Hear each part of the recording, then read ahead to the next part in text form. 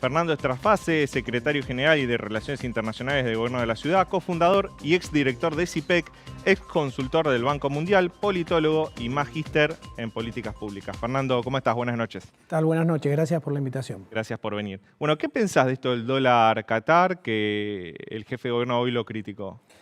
Es innumerable la cantidad de dólares que hay hoy y por supuesto salen los memes, ¿no? El que más me divirtió fue el que dijo que estamos a uno de poder hacer un tutti frutti con la cantidad de dólares que hay.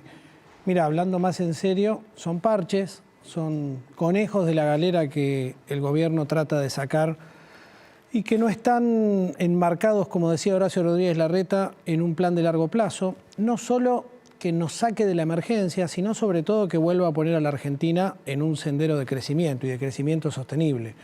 El gobierno nunca tuvo un plan y de hecho, me acuerdo hace algún tiempo cuando el propio presidente Fernández se jactó de no tenerlo y decir que no creía en los planes. Bueno, esa no es una forma buena de gobernar. ¿Y la oposición tiene un plan de cara a 2023? La oposición trabaja muy seriamente, las cuatro fundaciones, los líderes del espacio, en formular un plan que incluya definitivamente una estrategia de estabilización de la economía. Con esta inflación, con este desequilibrio fiscal, no hay manera de que nadie proyecte, compre, venda, invierta, ahorre. Eso es lo primero que hay que hacer. Y segundo, llevar adelante una serie de reformas que le permitan a la Argentina aprovechar esas oportunidades. Yo te escuchaba atentamente en tu introducción, que el mundo nos da, e incluso en unos términos de mejores términos de intercambio o ventajas comparativas que hace tiempo. Argentina tiene varios motores de crecimiento posibles. Alimentos, por supuesto, y con lo que está pasando en la guerra de Rusia y Ucrania nos aumenta esa posibilidad. Minería, tenemos la segunda reserva de litio más grande del mundo en Jujuy. Energía, vaca muerta, industrias basadas en el conocimiento, turismo, de lo cual vas a hablar hoy. Ahora, para aprovechar esas oportunidades, tenemos que hacer reformas. Hay que sacarle esa connotación a veces negativa que para algunos tiene la palabra reforma. Hay que modernizarse, hay que adaptarse. ¿Qué reformas? Hay que hacer reformas en lo fiscal, porque no se puede vivir por encima de lo que son las posibilidades. Así como le pasa a una familia, lo mismo le pasa a un país. Fíjate que nosotros en la ciudad, esta semana presentamos, o la semana pasada, el presupuesto con déficit cero para el año que viene y los menores niveles de deuda históricos. Hay que hacer una reforma en el sistema laboral. La gente hoy trabaja de manera distinta en el mundo y hay modalidades nuevas que también la pandemia impulsó, que hay que adaptar. Hay que hacer una reforma en el sistema educativo para adaptarlo a esas oportunidades que el modelo productivo nos da. Hay que recuperar, digo yo, algo que todos en la facultad estudiamos como parte de lo que hizo grande este país, que es el reformismo. Estudiamos la reforma universitaria, la reforma de federalización. Hay que hacer cambios porque si no esas oportunidades que el mundo nos da nos van a pasar de nuevo sin que las aprovechemos. ¿Y cómo vas a hacer esas reformas en una escena política, por lo menos hoy, tan polarizada, en la cual siempre tenés vetos, oposiciones, marchas y no parece haber un consenso dentro de la dirigencia? Mira, la Argentina tuvo un logro en estos últimos 40 años que es la consolidación democrática, pero definitivamente no pudo generar, vos lo señalabas, un modelo de desarrollo, una estrategia de desarrollo que trascienda más de un gobierno. Cuando vos analizás los países en el mundo que lograron un punto de inflexión, lo hicieron logrando una estrategia de desarrollo que dura al menos 3 gobiernos, y hay muchos ejemplos. Brasil entre los dos de Fernando Henrique Cardoso y el primero de Lula, la concertación chilena, Portugal, Uruguay, Israel. La clave para lograr eso es lograr un consenso amplio para esas reformas. No sirve de nada aprobar alguna de esas reformas con el último aliento, por un voto en el Congreso, con 10 toneladas de piedra mediante, si después, en otro episodio de poder presidencial, pero de otro signo, reforma en el sentido contrario. Entonces, lo que Horacio Rodríguez Larreta plantea es que la Argentina tiene problemas tan estructurales que se necesita un consenso mucho más amplio que lo que te da el apoyo circunstancial de una elección para poder llevarlas adelante. Y a partir de ese consenso, trazarse un rumbo que no cambie con cada gobierno, que le dé a la democracia argentina, que ya lleva 40 años, ahora 40 años de desarrollo. ¿Y ese consenso, cuál es el límite de ese consenso? ¿Con quién no podés llegar a un acuerdo? Y es difícil pensar que ese consenso sobre una estrategia de desarrollo de la Argentina insertada al mundo, capitalista, innovadora, moderna, incluya al kirchnerismo, porque tienen una forma de entender el mundo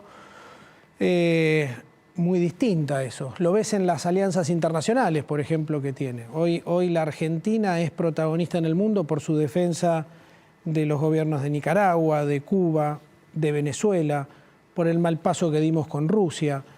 Es difícil pensar que un gobierno que además no cree tanto en el orden público pueda sumarse a ese consenso. Pero al mismo tiempo hay muchos sectores en la Argentina, y muy federales, y muchas provincias argentinas, incluso gobernadas por signos que no son de Juntos por el Cambio, que están en condiciones de sumarse a esa estrategia consensuada de desarrollo. ¿Y vos crees que la CGT, por ejemplo, podría acordar una reforma laboral? Lo veo difícil hoy. Mira, no sé si hablar de la CGT, pero seguro hay dirigentes, y yo dialogo con muchos de ellos, Horacio también lo hace, que son conscientes que así como vamos, nadie está saliendo beneficiado.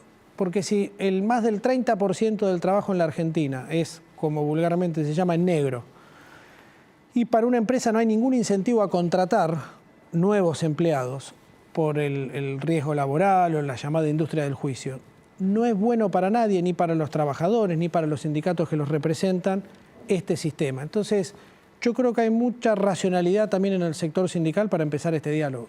En las últimas semanas dentro de la oposición hubo una danza de nombres, de pelea de cúpula, Manes contra Macri, Macri hablando voy a apoyar al que sea un cambio, que pareció una crítica a Larreta diciendo el apoyo es el de la gente. ¿No te parece que tal vez el electorado puede mirar esta pelea por la candidatura y justamente una pelea de cúpula como algo muy alejado de los problemas del electorado? Yo creo definitivamente que Juntos por el Cambio tiene que estar muy atento, esto vale para todos los dirigentes, a una sensibilidad social que espera de Juntos por el Cambio como alternativa a la mala praxis de este gobierno, que estemos a la altura de las circunstancias, que pongamos por encima de cualquier aspiración individual, que siempre son legítimas, la discusión de los temas que le preocupan a la gente. Si vos me pedís, que no me lo haces, pero hago de cuenta que me pedís que elija algunos: inflación, trabajo, seguridad. Esas son las cosas que la sociedad querría ver a Juntos por el Cambio discutiendo cómo los vamos a solucionar de raíz. Y lo estamos haciendo. Hay un trabajo a mucha conciencia de todas las fundaciones preparando el plan al cual me refería.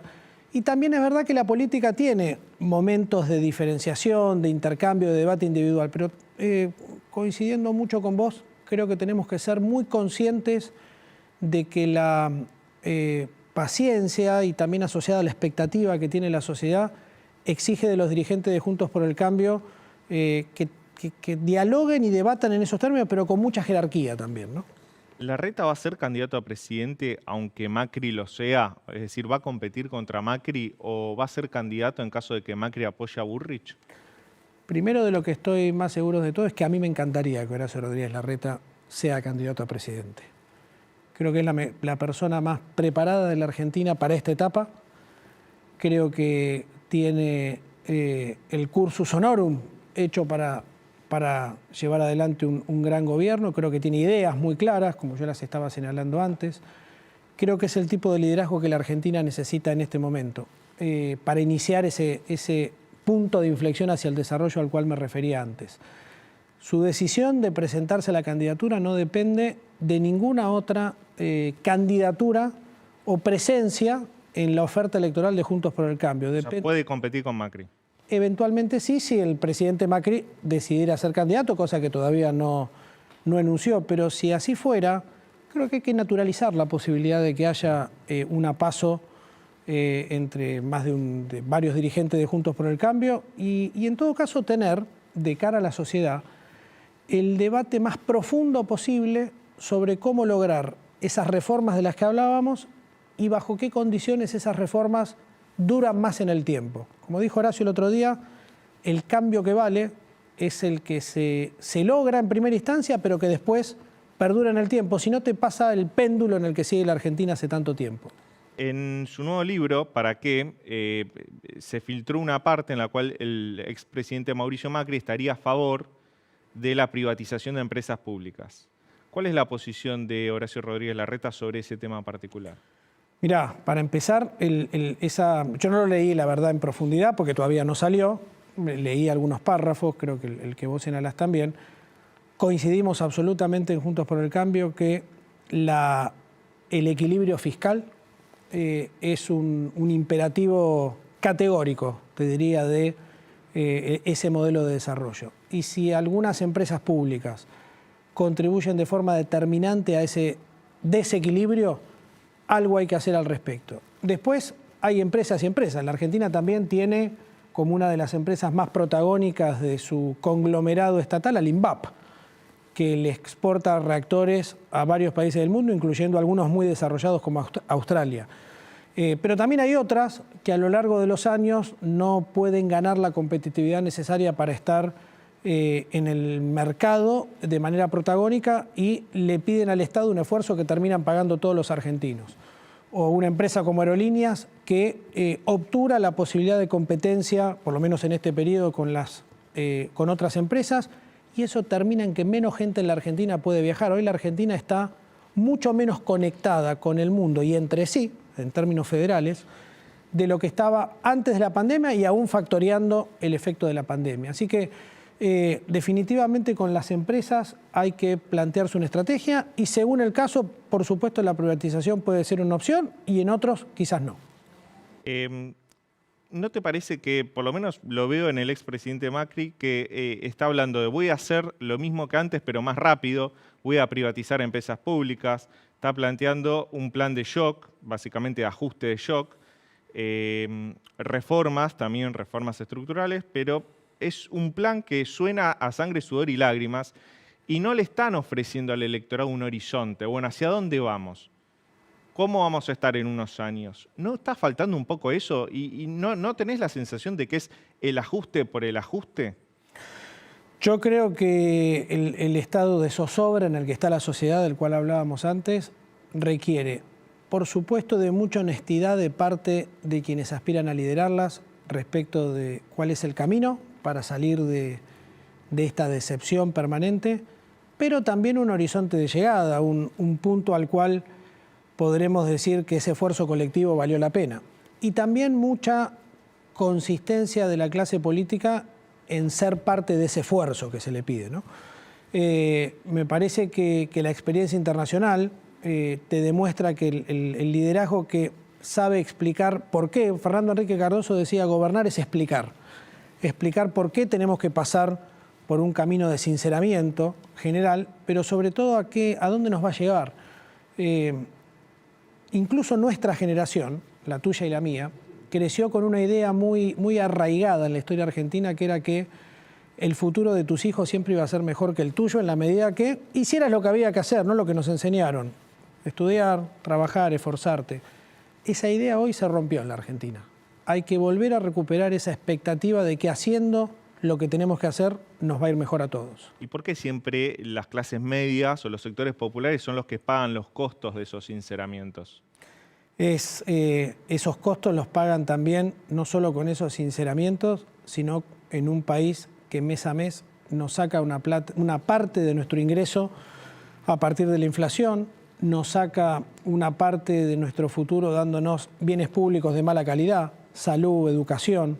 La disparidad que hay en términos de educación en la Argentina entre una provincia como Santa Cruz o Chubut, que tuvieron meses sin clases, y otros distritos como la ciudad que garantiza 192 días de clase, habla de una Argentina muy desigual. Así que la clave del liderazgo es explicar esto y mostrarte por qué como sociedad nos va a ir mejor si hacemos las cosas que tenemos que hacer, ¿no?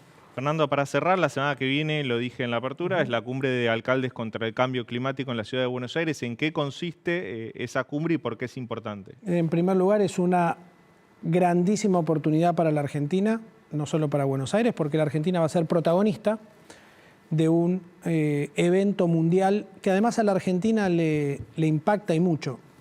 Ya no hace falta ser especialista para darse cuenta de que hay olas de calor en Europa con las que muere gente, inundaciones que generan desplazamientos humanos en el mundo, deshielo, cambio en los ciclos de producción, en las estaciones de producción globales que afectan la productividad. El cambio climático es una cosa muy seria, ya no es un tema de las futuras generaciones, es de la nuestra y efectivamente de nuestros hijos. Y Buenos Aires va a ser la sede de la discusión que van a tener más de 120 alcaldes internacionales sobre qué pueden hacer las ciudades para bajar la emisión de gases de efecto invernadero. También van a discutir más de 200 ciudades argentinas una posición argentina sobre el tema. Y yo te diría desde el G20 que no teníamos un evento de tanta magnitud que por otra parte, también es honesto decirlo, premia a la ciudad de Buenos Aires por su compromiso con este tema y su buen gobierno, ¿no? Fernando, muchas gracias por venir al programa. Que tengan buenas noches, hasta luego. Bueno,